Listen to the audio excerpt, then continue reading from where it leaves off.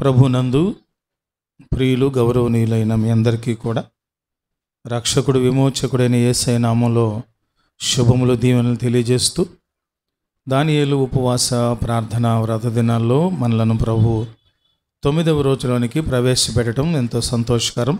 దేవుని పేరు అనేది వాళ్ళ తల్లిదండ్రులు బంధువులు ఎవరో పెట్టింది కాదు. ఎందుకనంటే దేవుడు ఎవరి ద్వారానో జన్మించిన వాడు కాదు.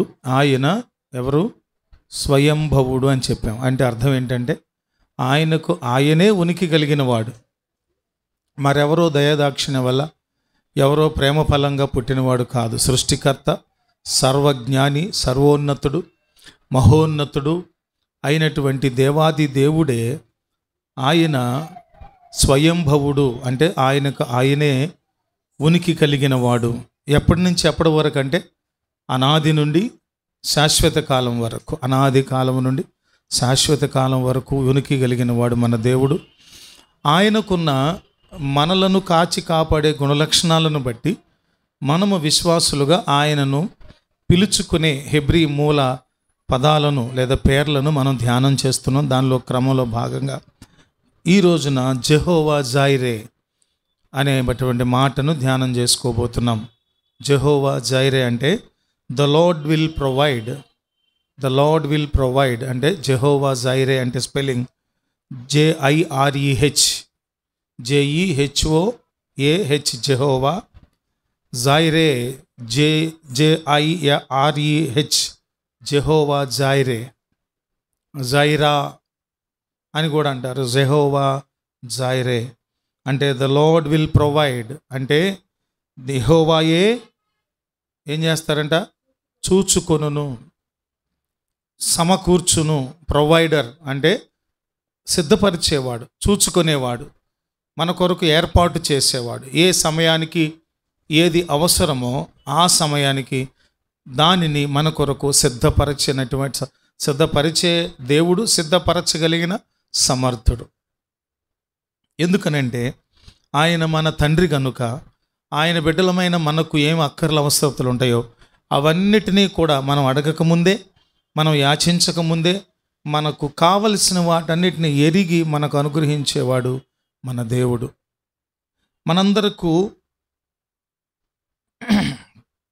ఆదికాండము 22వ అధ్యాయము మనం చూసినప్పుడు దేవాది దేవుడు అబ్రాహాముకు వృద్ధాప్య దశలో వాగ్దాన పుత్రునిగా ఇవ్వబడినటువంటి ఇస్సాకును ప్రభువు ఒకరోజు ఏం చెప్పారు? తీసుకొచ్చి నాకు దహన బలిగా అర్పించమని అన్నప్పుడు విశ్వాస పరీక్ష అబ్రహాముకు దేవుని చేత పెట్టబడినప్పుడు ఆదికాండము 22వ అధ్యాయంలో ఈ ఇతివృత్తాన్ని మనం చూడగలం. ఒకసారి చదువుకుందాం కొద్దిగా సమయం తీసుకొని. ఈ సంగతులు జరిగిన తరువాత దేవుడు అబ్రాహామును పరిశోధించెను. అండర్లైన్ చేసుకోండి, పరిశోధించెను. వచనంలో బైబిల్లో మనకు కొన్ని శ్రేష్టమైన సంగతులను వ్రాయబడిన విషయాలు మనం అండర్లైన్ చేసుకోవటం చాలా ప్రాముఖ్యం. పరిశోధించనని ఆ అధ్యాయం ఆరంభంలో ఒక ఇంట్రడక్టరీ స్టేట్మెంట్, అంటే చెప్పబోయే దానిని, జరగబోయే విజయాన్ని, ఒక విశ్వాస జీవితంలో దేవుడు ఏ విధంగా తనను మెరుగు చేయాలో ఆ చేయబోయే క్రమాన్ని ముందస్తుగా చెప్పేస్తున్నాడు. ఎప్పుడైనా సరే ఒక వ్యక్తిని పరిశోధన చేయటం మొదలు పెడితే దేవుడు ఖచ్చితంగా అతని స్వభావం ఏంటో బయటకు వచ్చేస్తుంది. మనం పరిశోధిస్తే హృదయాంతరంగాలలో ఉన్నటువంటి వాటిని మనం తెలుసుకోలేము. కొన్నిసార్లు మంచి తెలివితో, చక్కని ప్రశ్నలతో కొందరి మనసుల్లో ఉన్నటువంటి లోపల మర్మగర్భంగా ఉన్న సంగతులను బయటికి లాగొచ్చు. 10 మందిలో మనము ఎంతమందిని లాగగలం? ఒకళ్ళిద్దరే లాగగలం. అది కూడా భార్య అయి ఉండాలి, భర్త అయి ఉండాలి, పిల్లలు అయి ఉండాలి, మనకు వాళ్ళ గురించి తెలిసి ఉండాలి. కానీ మిగిలిన వాళ్ళ ఆంతర్యాలు మనకు అర్థం కావు. పరిశోధించటం అనేది దేవునికి బాగా చేతనైన పని. ఎందుకనంటే హృదయ రహస్యములను ఎరిగిన వాడు దేవుడు. అందుకని అక్కడ అంటున్న మాట అబ్రాహామును పరిశోధించెను. ఎట్లనగా దాన్ని వివరిస్తూ ఆయన అబ్రాహామా అని పిలువగా అతడు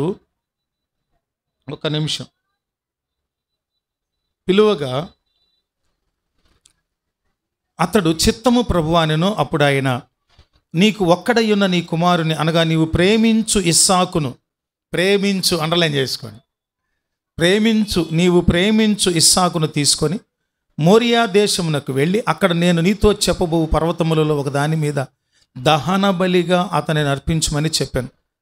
తెల్లవారినప్పుడు అబ్రహాము లేచి తన గాడిదకు గంత కట్టి తన పనివారిలో ఇద్దరిని తన కుమారుడు ఇస్సాకును వెంట పెట్టుకుని దహన బలి కొరకు కట్టెలు చీల్చి లేచి దేవుని తనతో చెప్పిన చోటికి వెళ్ళాను. ఏమి సంశయం కానీ ఏ పట్టణాలు అవి? అగ్ని గంధకాల చేత తగలబెట్టబడిన ప్రాంతాలు సొదొమ గొమొర్రా. నేటి దినాల్లో వాటిని తూరు సీదోను పట్టణాలని ఆ జంట నగరాల గురించి. అవి బాగా బాగా బాగా పాపములో కూరుకుపోయి దేవుని ఉగ్రతకు గురైనప్పుడు ఆ పట్టణాన్ని నాశనం చేస్తానని ప్రభు చెప్పినప్పుడు అబ్రహాము ఏం చేశాడు? దేవునితో గోజాడాడు. దేవునితో ఏం చేశాడు? మంతనాలు చేశాడు. ఏం చెప్పాడంటే బతిములాటం మొదలుపెట్టాడు, గోజాటం మొదలుపెట్టాడు, మంతనాలు చేయటం మొదలుపెట్టాడు. ఎంతమంది ఉంటే ఆ పట్టణాన్ని కాపాడుతావా? ఎంతమంది ఉంటే అలాగా ఇస్సాకును బలివమన్నప్పుడు ప్రభువా వృద్ధాప్యంలో వాగ్దాన పుత్రునిగా ఇచ్చావు కదా, ఇచ్చినప్పుడు ఆ వాగ్దాన పుత్రుని నువ్వు తీసేసుకుంటే దహన బలిగా అర్పించేస్తే ఇతని ద్వారా ఎలా వాగ్దానం చేశారు దేవుడు? నీ సంతానమును లెక్కింప శక్యము కానంత ఆకాశ నక్షత్రాల వలె, లెక్కింప శక్యము కానంత ఇసుక రేణుల వలె వర్ధిల చేస్తానను, నాకు సంతానం లేరు. ఇస్సాకును ఇచ్చావు, ఇతని ద్వారానే నా సంతానం అభివృద్ధి పొందాలి. మరి ఇతను దహన బలిగా ఎట్లా ఇస్తాను ప్రభు? ఇచ్చేస్తే సంతానం ఎలా అభివృద్ధి పొందదు ప్రభువా అని అడగాలిగా, బతిమలాడాలిగా. రెండవది, ఓహో ప్రభువా వాగ్దానం చేసావు, ఇస్సాకుని తీసేసుకుంటున్నావు అంటే ఇంకెవరినైనా ఇస్తావా? ఇస్సాకు కాకుండా ఇక గిస్సాకో బిస్సాకు ఎవరో ఒకరిని ఇస్తావా? ఈయన తీసుకెళ్ళిపోతున్నావు కదా, దహన బలిగా అర్పించమన్నావు కదా. ఇంకొకటి కూడా అడగొచ్చు, ప్రేమ. అక్కడ అన్నారు కదా, నీకు ఒక్కడయ్యున్న నీ కుమారుని అనగా, ఒక్కడయ్యున్న అని ఇంకొక అనగా అని రాపిస్తాడు. నీవు ప్రేమించు ఇస్సాకు అన్నాడు కదా. ప్రభువా నా కుమారుని నేను బహుగా ప్రేమిస్తున్నా, బహు వృద్ధాప్య దశలో నాకు ఇచ్చిన బిడ్డ నా ప్రేమానురాగాలతో ముడిపడిపోయాడు, నేను ఎన్ని ఆశలో అని. కాబట్టి నేను డైరెక్ట్గా నా బిడ్డని దహన బలి ఇవ్వలేను, ఇంకెవరినైనా పురమాయించు ప్రభువా. దాసులు ఉన్నారుగా, ఎవరు? చాలామంది పనివాళ్ళు ఉన్నారుగా, వాళ్ళు ఎవరికైనా చెప్పు ప్రభువా, వాళ్ళు చేస్తారు. నేను నా కొడుకుని చూస్తా నేను తగలబెట్టలేను ప్రభువా అని వ్యాజ్యం ఆడొచ్చుగా. అంటే అక్కడ ఆయన గోజాడొచ్చు, బతిమాలొచ్చు, ఆల్టర్నేటివ్ కొరకు అడగొచ్చు కదా. లేదంటే ఇంకోటి కూడా అడిగి ఉండొచ్చు, ప్రభువా నాకు నువ్వు వాగ్దానంగా ఇచ్చిన బిడ్డ ఉన్నాడు కదా, నేను ఏదైనా నీ ఎడల అపరాధం చేశానా, చేయకూడని ఘోరమైన తప్పిదం పాపం ఏదైనా చేశానా, దానికి శిక్షగా ఈ బిడ్డను తీసుకుంటున్నావు నువ్వు అని కూడా అడగొచ్చు. అబ్రాహాము విశ్వాసులకు తండ్రి అనేటటువంటి మాట దీనిని బట్టే వచ్చింది. ఎందుకంటే ఒక్క మాట కూడా అడగడు.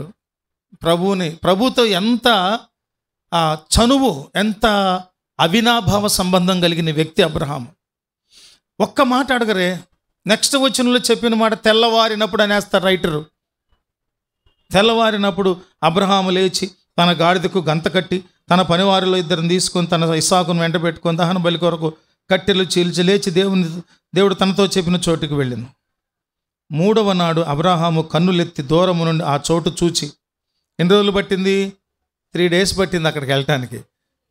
చూచి తన పనివారితో, మీరు గాడిదతో ఇక్కడనే ఉండుడి, నేనును ఈ చిన్నవాడును అక్కడికి వెళ్ళి దేవునికి మ్రొక్కి మరలా మీ యొద్దకు వచ్చేదమని చెప్పి. నిజంగా చప్పట్లు కొట్టాలనిపిస్తుంది నాకు ఈ రాయబడిన విషయంలో. దేవుడు ఈ కుమారుని బలిగా ఇచ్చే విషయంలో తప్పిస్తాడని తనకు తెలుసా? కానీ ముందే చెప్పేస్తాడు, మేము వెళ్ళి బలి ఇచ్చి వచ్చేస్తామా మళ్ళీ తిరిగి అంటున్నాడు. దేవునికి స్తోత్రం కలుగునుగా. విశ్వాసం. మనతో మాట్లాడేటప్పుడు చాలాసార్లు మనతో మాట్లాడేటప్పుడు కొంతమంది జోక్ అంటున్నావులే నువ్వు, నిజం కాదులే జోక్ అంటున్నావులే నువ్వు అని మనం చాలాసార్లు అంటాం. ఎందుకనంటే ఆ అన్నమాట అది సాధారణమైంది కాకపోవచ్చు. అప్పుడే అంటాం అట్లాంటి మాట. ఏమంటాం? ఇప్పుడు నేను చంపేస్తున్నా అంటే, ఒరే జోక్గా అంటున్నావు అంట, నిజంగా అంటలేదు అనుకుంటున్నారంటే, నిజమే నిన్ను చంపేస్తాను, గన్న తీసి కాల్ చేస్తే ఏం చేస్తావు? ఇక్కడ అంటున్నా, మరలా వచ్చేదమని చెప్పి దహన బలికి కట్టెలు తీసుకొని తన కుమారుడు ఇస్సాకు మీద పెట్టి తన చేతితో నిప్పును కత్తిని పట్టుకొని పోయిన వారిద్దరు కూడి వెళ్ళుచుండగా ఇస్సాకు అడుగుతున్నాడు అబ్రాహాముతో, నా తండ్రి అని పిలిచినందుకు అతడు, ఏమి నా కుమారుడా అని. అప్పుడు అతడు, నిప్పును కట్టెలు ఉన్నవి కానీ దహన బలికి గొర్రెపిల్ల ఏది అని అడుగగా అబ్రాహాము, నా కుమారుడా, దేవుడే దహన బలికి గొర్రె పిల్లను చూచుకొనునని చెప్పెను. దేవుడు చేయబోయే దానిని కుమారునికి ముందస్తుగానే తనకు తెలియకుండానే చెప్పేస్తూ ఉన్నాడు. అప్పుడు వారిద్దరు కూడి వెళ్ళి దేవుడు అతనితో చెప్పిన చోటుకు వచ్చినప్పుడు అబ్రహాము అక్కడ బలిపీఠమును కట్టి కట్టెలు చక్కగా పేర్చి తన కుమారుడు ఇస్సాకును బంధించి ఆ పీఠముపై నున్న కట్టెల మీద ఉంచినప్పుడు అబ్రహాము తన కుమారుని వధించుటకు తన చెయ్యి చాపి కత్తి పట్టుకొనగా, ఎదురు చూసుంటాడు అనుకుంటున్నాను నేను కొంచెంసేపు అయినా. అవునా? ఎదురు చూసుంటాడా? చూడడండి ఆయన, ఎందుకు చూడ తెలుసా? తన దేవుని యందు తనకు విశ్వాసం ఉంది. తను చేసిన వాగ్దానం విషయంలో దేవుడు తప్పిపోయేవాడు కాడు, మాట తప్పని వాడు నా దేవుడు. నాకు సంతానాన్ని ఇస్తానని ముందే వాగ్దానం చేశాడు కదా. మీదటికి అంటే వచ్చే సంవత్సరానికి నీ ఇంట్లో ఒక కొడుకుంటాడు అని చెప్పి వాగ్దానం చేసిన దేవుడు ఇలాగ మధ్యలో అర్ధంతరంగా తీసేసుకొని వాగ్దానం నెరవేర్చకుండా ఉంటాడా? దేవుడు చేసిన వాగ్దానము మీద అచంచలమైన పరిపూర్ణమైన విశ్వాసం కలిగిన వాడు అబ్రహాం. అప్పుడు అబ్రహాం తన కుమారుని వధించుటకు చేయి చాపి కత్తి పట్టుకొని ఉండగా యెహోవా దూత పరలోకం, అబ్రహామా అబ్రహామా అని అతన్ని పిలిచినందుకు అతడు, చిత్తము ప్రభు ఆయన. అప్పుడు ఆయన, నీ చిన్నవాని మీద చెయ్యి వేయకము, అతనిని ఏమీయూ చేయకము. ఇక్కడ చూడండి 12వ వచనం, నీకు ఒక్కడయ్యున్న నీ కుమారుని నాకీయ వెనుదీయలేదు గనుక నీవు దేవునికి భయపడు వాడవని ఇందువలన నాకు కనబడుచున్నదనెను. అప్పుడు కనులెత్తి చూడగా అబ్రహాం పొదలో కొమ్ములు తగులుకొని ఒక పొట్టేలు వెనుక తట్టున కనబడెను. అబ్రహాము వెళ్ళి ఆ పొట్టేలను పట్టుకొని తన కుమారునికి మారుగా పెట్టి దహన బలిగా అర్పించెను. అప్పుడు అబ్రహాం ఆ చోటికి యెహోవా ఈరే అనగా యెహోవా చూచుకొనును, జెహోవా జాయిరే అంటే యెహోవాయే చూచుకొనును అని పేరు పెట్టేశాడు. యెహోవా ఈరే. అందువల్ల ఈ చదవబడినటువంటి వచనాధారంగా మనం చూసినప్పుడు జెహోవా జైరే అంటే ద లార్డ్ విల్ ప్రొవైడ్, అదే ఆయనే మనకు సమకూర్చువాడు. జెహోవా జాయిరే అంటే యెహోవాయే చూచుకునేవాడు. చూచుకుంటాం అంటే అర్థం ఏంటి? కళ్ళు పెట్టి చూస్తాడని కాదు అర్థం. ఇక్కడ భావం ప్రొవైడ్ చేస్తాడు. మన వాళ్ళు అడుగుతారుగా వ్యవహార భాషలో, 60 ఏళ్ళు దాటి 70 ఏళ్ళు 80 ఏళ్ళు వచ్చిన తర్వాత వాళ్ళని పలకరించడానికి వెళ్తే ఆ అంకుల్ 60 ఏళ్ళు 70 ఏళ్ళు అంకుల్ నిన్ను పిల్లలు బాగా చూసుకుంటున్నారా అడుగుతారా? పిల్లలు బాగా చూసుకున్నారు అంకుల్ అంటే ఆ వయసులో 70-80 ఏళ్ళ వయసులో ఏమీ దాచుకోరు కదా ముసలాళ్ళు. ఒక్కడు చూడట్లేదు అయ్యా నన్ను అని చెప్పేస్తారు. చూస్తుంటే అయ్యా బంగారులా చూసుకున్నారు అయ్యా, నన్ను అసలు ఏ ఇబ్బంది పెట్టనివ్వరు అయ్యా అని మనల్ని చెప్తారు. కొంతమందికి నూతనంగా పెళ్ళైనటువంటి ఇంట్లో కూతుర్ని అడుగుతారు తల్లిదండ్రులు, అమ్మా అల్లుడు బాగా చూసుకున్నాడు. చూసుకోవటం అంటే అర్థం ఏంటంటే సమకూర్చటం. ఆయా సమయాల్లో అవసరతలు కనిపెట్టి సమకూర్చటం, అది చూచుకోవటం. Best provider. జెహోవా జాయిరే అనే అర్థం ఏంటంటే ఆయన ప్రతి సందర్భంలో మనకు సమకూర్చువాడు, అబ్రహాం విషయంలో చేసినట్లుగానే. అందుకని మనం చూసినప్పుడు జెహోవా అంటే మనందరూ తెలిసింది కదా, జెహోవా అంటే ద లార్డ్, ద గాడ్. ఇంకొకటి ఏంటంటే దీనికి మరొక అర్థం, జాయిరే అనే దానికి మరొక అర్థం ఏంటంటే టు సీ లేదా విల్ సీ అంటే ఖచ్చితంగా చూచేవాడు. చూస్తాళ్లే, అప్పుడప్పుడు చూస్తాళ్లే అనేది లేదు దేవుని దగ్గర. ఆయనతో నిరంతరం సహవాసం కలిగిన దేవునితో మనం సహవాసం కలిగి ఉంటే దేవుడు ఎప్పుడు మనలను నెగ్లెక్ట్ చేయడు. నెగ్లెక్ట్ చేయడం అంటే అర్థం ఏంటంటే చెప్పండి. నెగ్లెక్ట్ చేయడం అంటే మనల్ని పట్టించుకోకుండా ఉండటం, నిర్లక్ష్యం చేయటం. చేయడలా నిర్లక్ష్యం చేయడు ఆయన. ఆయన మనలను పట్టుకొని భద్రపరిచి మనకు కావలసిన అక్కర్లన్నిటిని, అవసరతలన్నీ బెస్ట్ ప్రొవైడ్గా మనకన్నీ సమకూర్చగలిగిన దేవుడై ఉన్నారు. అందుకనే చూచినప్పుడు ఇస్సాకుకు ప్రతిగా, ఇస్సాకుకు బదులుగా దేవుడు అక్కడ ఒక బలి పశువును ప్రొవైడ్ చేశాడు. నేను అనుకుంటాను నా క్రియేటివ్ ఇమాజినేషన్లో దేవుడు ఆ పశువుతో మాట్లాడి, వెళ్ళు నువ్వు అక్కడ బలికి సిద్ధంగా ఉండు, దేవుడు పంపించాడు అని నేను అనుకుంటున్నాను. లేదంటే అంతకుముందు అక్కడ గొర్రెల కాపరులు వచ్చి గొర్రెలను కాచుకొని తిరిగి వెళ్ళిపోయేటప్పుడు ఇదేమై ఉంటుంది, అక్కడ పొట్టేలు ఇరుక్కుపోయిందంట, కొమ్ములతో ఆ పొదల్లో ఇరుక్కుపోయిందట. దేవుడు ప్రొవైడ్ చేసేటప్పుడు దాన్ని ఎవడు ఆపలేడు. దేవుడు మనకు సమకూర్చేటప్పుడు దానిని ఎవడు ఆపలేడు. ఎవరు ఆపలేరు, అడ్డుకోలేరు, ఎవరు అడ్డుకోలేరు.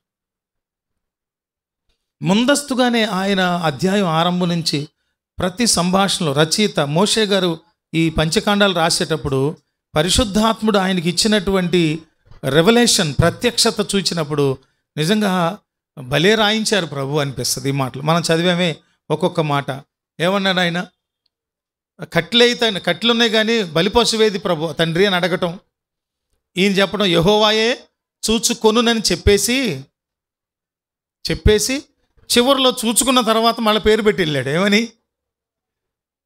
యెహోవా ఈరే, జెహోవా జైరే. లేని వాటిని కలిగించి లేమి లేకుండా చేసి లోట్లు సరిచేసే నీవే యెహోవా ఈరే. మరోసారి పాడదామా?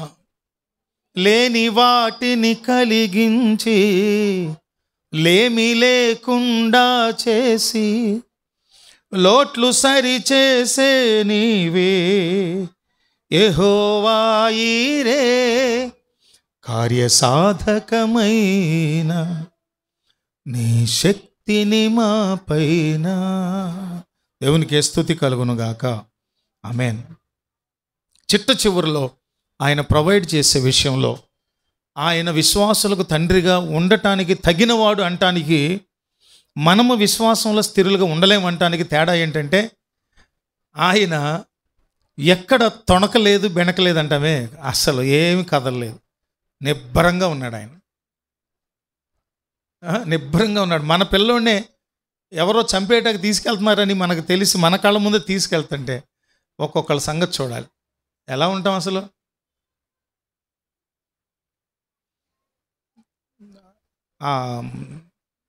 మొన్న ఉదయం యాక్సిడెంట్ జరిగింది కదా, మొన్న ఉదయమేనా నిన్న ఉదయం జరిగింది కదా.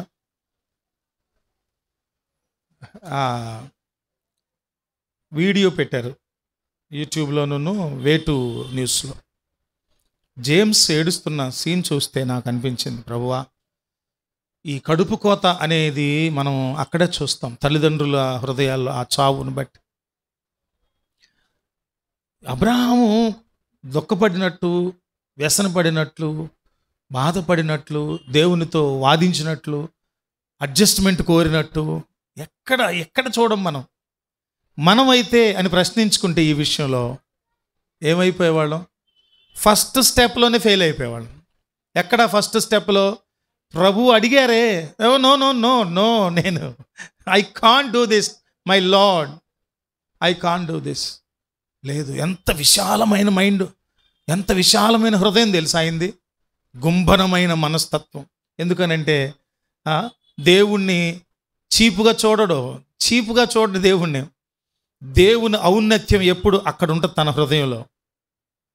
అందువల్ల అస్సలు తొణకుండా బెనకుండా ఉండే దృఢమైన విశ్వాసం అబ్రహాంలో చూస్తాం. అందుకని అబ్రహాం క్యారెక్టర్ నాకు మనుషుల కంటే పైన హెచ్చుగా ఎక్కడో కనపడతా ఉంటుంది. ఎందుకంటే ఆ క్యారెక్టర్ అటువంటిది, ఘనమైనటువంటిది. అందుకని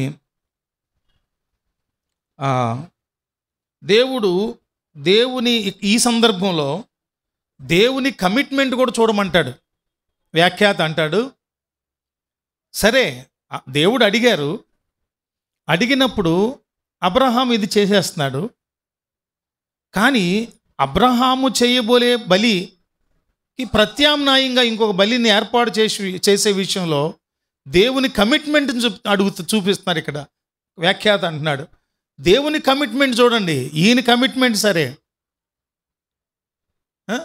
ఆపే అబ్రహాం ఇస్సాకును చంపొద్దులే, ఆపే, ఓకే వెళ్ళిపోండి అనలా. అక్కడ బలి మాత్రం ఏం చేయబడాలి? జరగాలంటే బలి పశువు ఉండాలి. ఆయన దాన్ని ప్రొవైడ్ చేశారు. ఆయన కమిట్మెంట్ చూడండి. అందుకని చాలాసార్లు నాయకత్వం వహించేవారు చెప్పి ఊరుకోకూడదు. అవునా? నాయకత్వం వహించేవారు లేకపోతే బాధ్యత వహించేవారు ఒక విషయాన్ని చెప్పి వదిలేయరు. వాళ్ళు ఏం చేస్తారు? వాళ్ళ బాధ్యతను కూడా నిర్వర్తిస్తారు. అది మనం ఈరోజు నేర్చుకునే జెహోవా జాయిరే అంటే ఆయనే చూచుకొనును, హీ ప్రొవైడ్స్ అని అర్థం. ఆయన సమకూర్చువాడు, చూచుకునేవాడు. కనుక ఈ రోజున మనకు అప్లై చేసుకున్నప్పుడు నేర్చుకునే విషయం ఏంటంటే, దేవుడు మనకి ఇచ్చిన ఆశీర్వాదాన్ని గుర్తుపెట్టుకోండి. దేవుడు ఏదైనా మనకు ఆశీర్వాదం ఇస్తే, ఇచ్చిన ఆశీర్వాదాన్ని ప్రేమించావా, దేవునికి దూరం అయిపోతావు. ఈ ఆశీర్వాదాన్ని ఇచ్చిన దేవుని ప్రేమించావా, ఇప్పుడు పొందుకున్న ఆశీర్వాదం కంటే గొప్ప ఆశీర్వాదాన్ని అనుభవించగలుగుతావు. అర్థమైంది నేను చెప్పింది? ప్రొవిజన్ ఉంది కదా, ప్రొవైడ్ చేసిన దేవుని దగ్గర నుంచి మనకొక ప్రొవిజన్ ఇచ్చింది. ప్రొవైడర్ని ప్రేమించాలా, ఈ ప్రొవిజన్ని ప్రేమించాలా? మనం ఏం చేస్తున్నాం? పిల్లల్ని ఇచ్చారు, సెల్ ఫోన్లు ఇచ్చారు, ఇంకా బంగారం ఇచ్చారు. ఇవన్నీ ఇచ్చింది ఎవరు? దేవుడు. ఇచ్చిన వాడిని ప్రేమించాం, ఇచ్చిన వాటిని ప్రేమిస్తాం. అబ్రహాం నుంచి నేర్చుకునేది ఏంటంటే, ఇచ్చిన వాటిని ప్రేమించలేదు కనుక ప్రభు స్టేట్మెంట్ ఇచ్చారు, మళ్ళీ ప్రేమించారని. ఏమని రాశారు ప్రభు? ఏమన్నారు? నీవు ప్రేమించు నీ కుమారుడు. అబ్రహాంలో ఉన్న గొప్పతనం ఏంటంటే, తాను ఇచ్చిన ప్రొవిజన్ని ప్రేమిస్తాడు, ఇచ్చిన ప్రొవైడర్ని ప్రేమిస్తావాడు. కానీ ఈ ఇద్దరికంటే ఎక్కువ ఎవరిని ప్రేమిస్తాడంటే ప్రొవైడర్నే ప్రేమిస్తాడు. ఎంత గొప్ప క్యారెక్టర్ అండి అయింది. అందుకని మనం ఎప్పుడూ కూడా ఈ భూమి మీద కావలసినవన్నీ ఇచ్చే దేవుడు ఇస్తూ ఉన్నప్పుడు ఇచ్చే వాటిని ప్రేమించొద్దు. అంటే ప్రేమించొద్దంటే ఇక్కడ అర్థం దేవుని కంటే, ప్రొవైడర్ కంటే ఎక్కువగా ప్రేమించొద్దు. ప్రొవైడర్ని ప్రేమించాలి. మనకు సమకూర్చు దేవుణ్ణి, జెహోవా జాయిరే అంటే ఈరే అయి ఉన్నటువంటి దేవుణ్ణి మనము ప్రేమించాలి. చెప్పాగా మీకు చాలాసార్లు చెప్పి ఉంటా, మళ్ళీ చెప్తున్నా. కీబోర్డు మ్యూజిక్ డైరెక్టర్ జాన్ కొడుకు ఏం చేశాడు? డబ్బులు అడిగితే వాళ్ళ నాన్న ఇవ్వలా, 5 ఇవ్వమన్నాడు. 5 రూపాయలు లేవు అన్నాడు. ఏంటి ఎక్కడ లేవు? నిజంగా లేవు, చూసుకో జేబులో. మరేంటి అంటే ఇవ్వు అంటే పదరా అని పని అయిన తర్వాత రికార్డింగ్ తీసుకొని వాడిని ఏటీఎంకి తీసుకెళ్ళి ఏటీఎం డబ్బా దగ్గర తీసుకెళ్ళి డబ్బులు తీశాడు. చూశాడు వీడు, అరే ఇందులో డబ్బులు ఉంటాయి అన్నమాట. పొద్దున్న నుంచి నన్ను అడుగుతుంటే ఇవ్వలేదు, ఇందులో ఉన్నాయి డబ్బులు. సరే డబ్బులు తీసి ఏం కావాలి నీకు అని అడిగాడు నాన్న. వీడే అనుకుంటున్నాడు, ఈ బొడ్డోడు డబ్బులు తీశారు కదా, వాడు కొనుక్కోవాలనుకున్న దాన్ని కొనమని అడుగుతాడని అనుకుంటున్నాడు. వాడు వెంటనే షాక్ అయ్యే రిక్వెస్ట్ చేశాడు. ఏంటంటే ఏం అడిగాడు? ఏం కావాలి నీకంటే, నాకు ఈ ఏటీఎం మిషన్ కొనివ్వమన్నాడు. ఏమన్నాడు వాడు? ఏటీఎం మిషన్ కొనివ్వమన్నాడు. అంటే ప్రొవైడర్ దేవుడు అయి ఉంటే, నేను ఇక్కడ చెప్తుంది ఏంటంటే ఏటీఎం మిషన్ డబ్బులు పుట్టిస్తుందని కాదు నా అర్థం, పెడద్దాలు దీబాకండి. అది ఒక స్టాక్ పాయింట్ కదా. దేవుడు ఒక నిధి, మనకు కోట్ల కోట్ల బిలియన్స్ ట్రిలియన్స్ ధనం వచ్చినా ఆయన దగ్గర ఇంకా ఎంతో ఉంది. అందుకని మనమేంటి, కృత్రిమమైన కుచితమైన మనస్సుతో ప్రొవైడర్ని ప్రేమించకుండా ప్రొవిజన్స్ని ప్రేమిస్తాం. ఎంత తప్పది? నువ్వు ప్రొవిజన్ని ప్రేమించే క్రమంలో జరిగే మిస్టేక్ ఏంటంటే ప్రొవైడర్ని మర్చిపోతావు. నువ్వు ప్రేమించు అని గుర్తు చేసినప్పటికీ కూడా అబ్రహాము ఆ ప్రేమించిన కుమారుని కంటే దేవుణ్ణి ఎక్కువగా ప్రేమించడం. అది నేర్చుకుందాం. ప్రొవిజన్స్ మీద కాదు, ప్రొవైడర్ మీద మనము దృష్టి ఉంచుదాం. దేవుడి మాటలను మన వినికిడిలో ఆశీర్వదించుదురుగాక. ఆమెన్. ప్రార్థన చేసుకుందాం. కృపగలిగిన మా ప్రభువా, మా పితరులను మా విశ్వాస జీవితంలో మాకు ఉంచి ఎంత గొప్ప మేలు చేశారు ప్రభువా. వారి జీవితానుభవాలు మా ముందు ఉంచి మమ్మల్ని ఎంతగా బలపరచడానికి ఇష్టపడుతున్నారో. అబ్రహాము మీ మాటకు లోబడి మీరే చూచుకునే దేవుడు, ప్రొవైడర్ అని గుర్తించి ఏ విధంగా విశ్వాస వీరునిగా, విశ్వాసులకు తండ్రిగా మీ ముందు విజయ వీరునిగా నిలబడ్డాడో, మేము కూడా నాయన సమకూర్చే మిమ్ములను ఎక్కువ ప్రేమిస్తూ సమకూర్చబడిన వస్తువుల వైపు దృష్టి పెట్టక అబ్రహాము ఇచ్చిన పొందిన ఆ వాగ్దానమును స్వతంత్రించుకునే బిడ్డలుగా మమ్మలను దీవించి వర్ధిల్ల చేసి ఆశీర్వదించమని యేసయ్య నామములో వేడుకొనుచున్నాము తండ్రి. ఆమేన్. ఆమేన్.